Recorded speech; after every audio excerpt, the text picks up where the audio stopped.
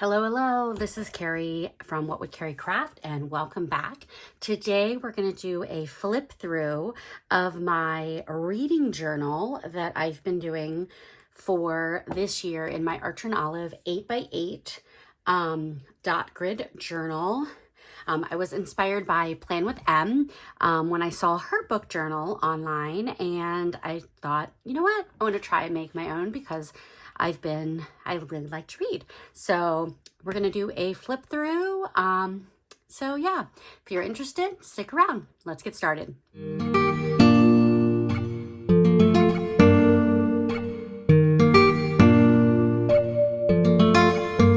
All right, so I'm using the 8x8 dot grid journal from Archer Olive, and I just put my name and my handle in the front, and then I did my 2023 title page rather recently. Wasn't quite sure what I was going to do for it, and I kind of hemmed and hawed around about it, and then I finally decided to go ahead and do that page. So this is kind of how it turned out. And then at the beginning of my journal, I have my challenge pages. So I participated in three different challenges this year. I did an alphabet challenge. So this was a challenge where you're supposed to read one book for every letter of the alphabet. And if it starts with the, you can forget the basically. And so I wanted to be a total purist about it, and I made sure that I found a book that started with every letter of the alphabet, including Z, Y, and X. And those I think are the hardest, and there's some leeway with those. But anyway, I am planning on doing the alphabet challenge again this year, but I think I'm going to do it with authors' last names instead of book titles for this year. And then I went ahead and counted out all of the title that I read and what alphabet letter was the most common, and W was definitely the most common, followed by T, F, and I think those are my top three. And then I also participated in a bookstore book club. So A Likely Story bookstore, which is a bookstore in my area, they have a book club. They do a daytime book club and an evening book club. I usually participate in the evening book club, but there's no evening book club in December, so I did the daytime book club. I actually had COVID, so I did not go, but I did read the story. So these are all the books that we read for book club this year at A Likely Story.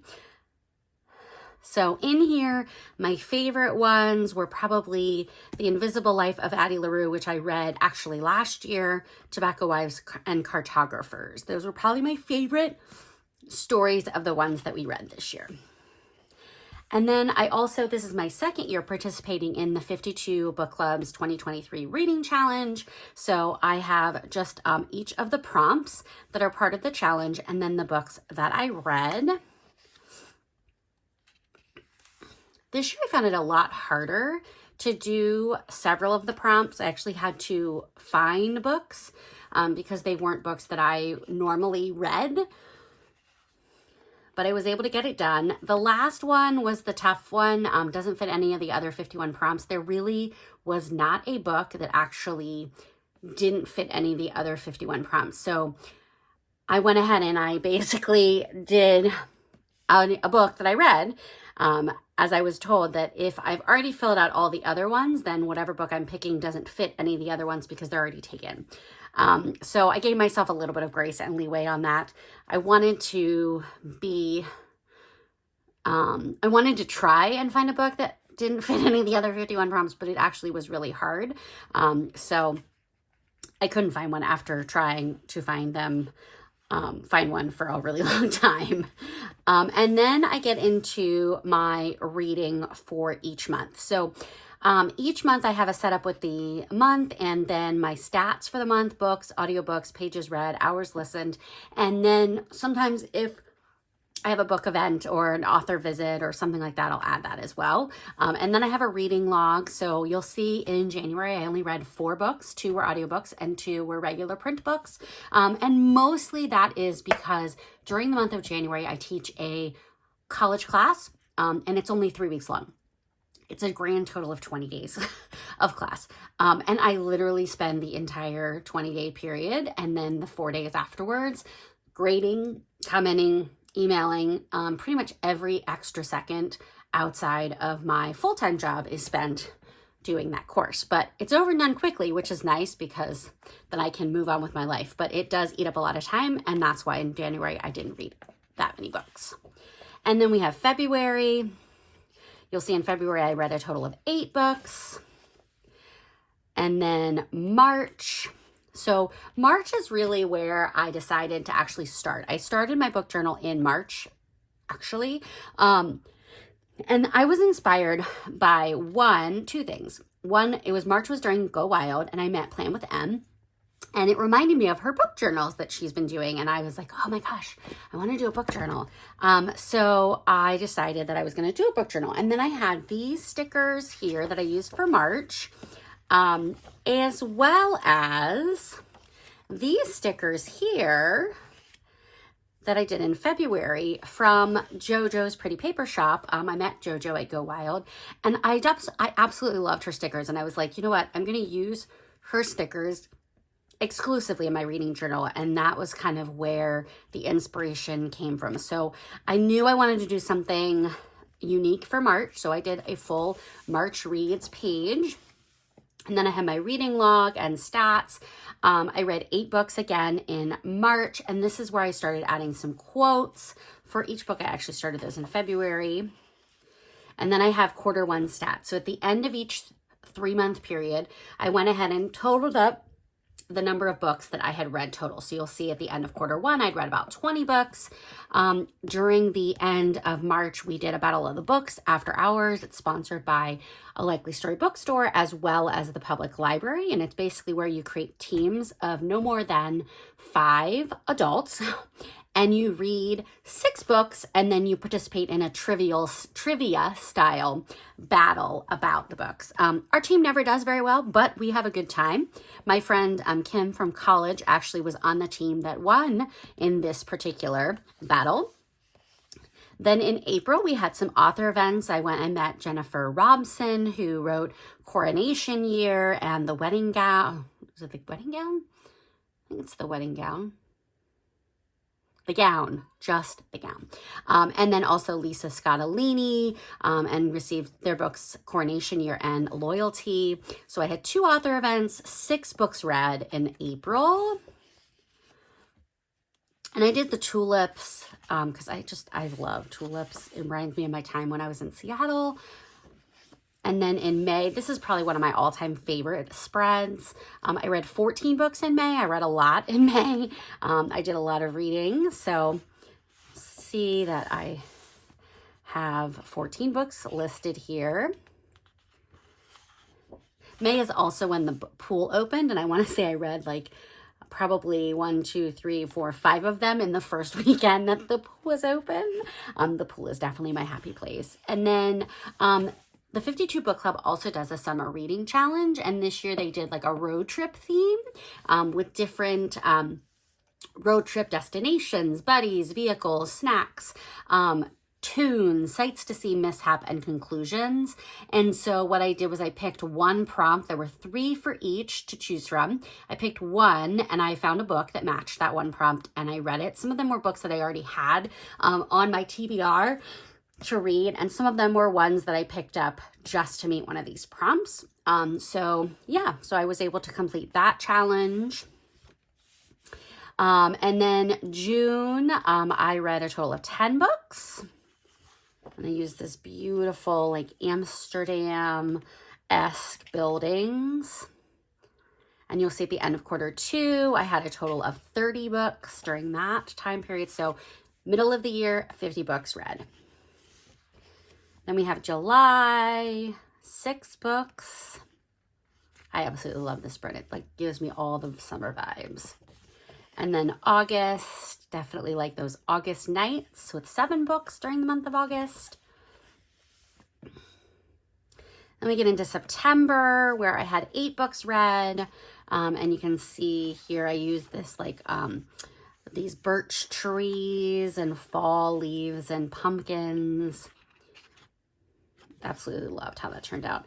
And then Em was doing a Owntober for October, but it was called Owntober, and she was challenging people to read books from their TBR piles, read the stash of books that I have hiding out in my house. And I also included this into No Buy-vember, where I basically challenged myself not to buy any books in the months of October and November. And I read books specifically from my pile of books in my room. So this is like that stack of books that you have somewhere in your house that you just are like, I'm going to read them sometime, and then you never really get to them. So these are books that have been on that stack, some longer than others, but anywho, so these are the books that I got finished. I finished all of these but one during the month of October or November. So I was really proud of myself. I was left with 1, 2, 3, 4 books, and one of them I'm still in the process of reading. It's like a nonfiction book about like education and equity and computing and things. So I'm reading it a lot slower than I would normally read a book. Quarter 3 stats, I read, looks like 21 books. And then I also attended the Friends and Fiction with 4 best-selling authors. And Kristen Harmel was one of the speakers, and Mary Kate Andrews. And I also got her Bright Lights Big Christmas book while I was there. October, I loved this sticker kit from Jojo's Pretty Paper Shop. It gave me all of the Halloween spooky vibes without being too Halloween-y, if you will. So I had 11 books in October, and then we had another Battle of the Books because they originally planned on doing the Battle of the Books in October, but during the pandemic, everything got all jumbled around, and they were doing it in the spring. So we did it last April, and then they started going back to their regular schedule, which is October. So now it's going to only be in October every year because the April date was confusing or was conflicting with there's a kids Battle of the Book, and a lot of the people that are participate in the adult Battle of the Books are coaches for the kids, and it wasn't a good time. So they switched it to October. We went again. We did horribly this time. The questions were really, really hard, but I survived. So anywho, these are the 6 books that we read. Of these books, Black Cake and This Time Tomorrow were by far my favorites. And then we get into November, and I had 7 books read in the month of November. And then December, again, another one of my favorite kits from Jojo's Pretty Paper Shop. And this, we had 12 books read. And then I went ahead and made a 2023 stats page. I used the stats that I got off of, what's it called? Storygraph. I use Goodreads and Storygraph. I just started using Storygraph to track my reading with some different stats, and I love the stats that it pushes out. So I read 101 books for the year of 2023, participated in 3 different challenges, and I attended 7 bookish events. I had 298 hours of audio that I listened to, 25,781 pages that I read. My books are mostly fiction with about 7 titles that were nonfiction. And then these are the different types of moods of the books that I read. By far and large, the most was emotional, mysterious, and then dark, tense, and lighthearted.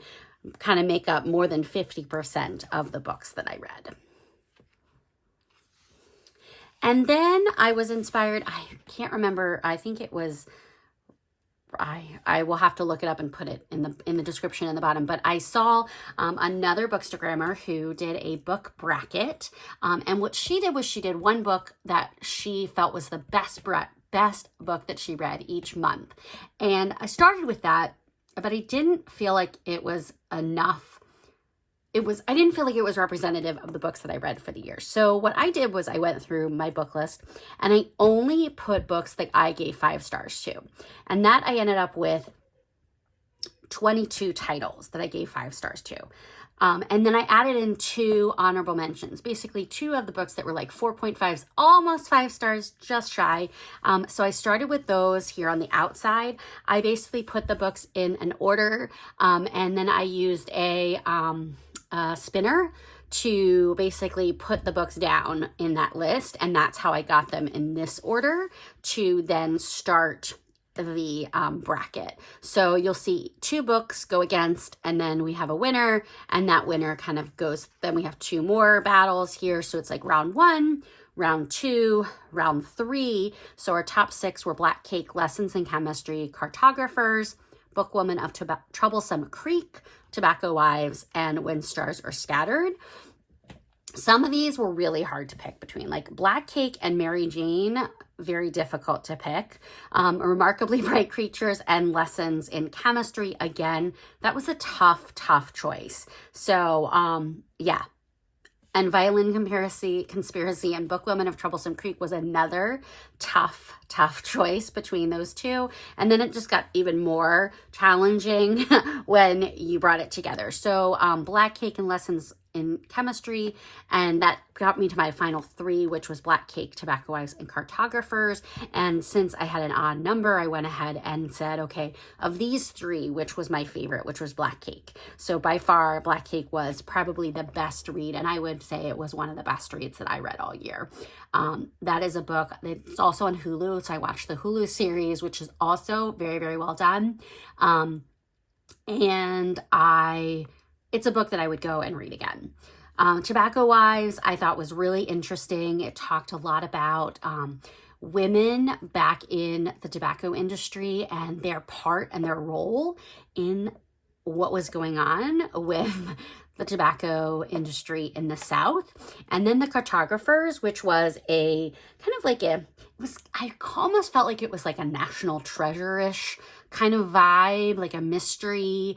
But it was an adventure, but it was also had a little bit of fantasy in there as well, or magical realism, I believe is what they call it. And so it was another book that I really, really enjoyed. So by and large, I loved putting together this book bracket, and now I'm ready to get started getting set up for 2024. And I've got lots of pages left here to fill in my 2024 book journal. So anywho, what questions do you have about my 2023 reading journal? Go ahead and add them down into the comments. And thank you so much for following along with me. If you haven't done so already, make sure you like and subscribe so you know when all of my videos are posted. And I hope that you have a good rest of your winter holiday. Have a happy new year, and I will see you in my next video. Thanks so much. Bye.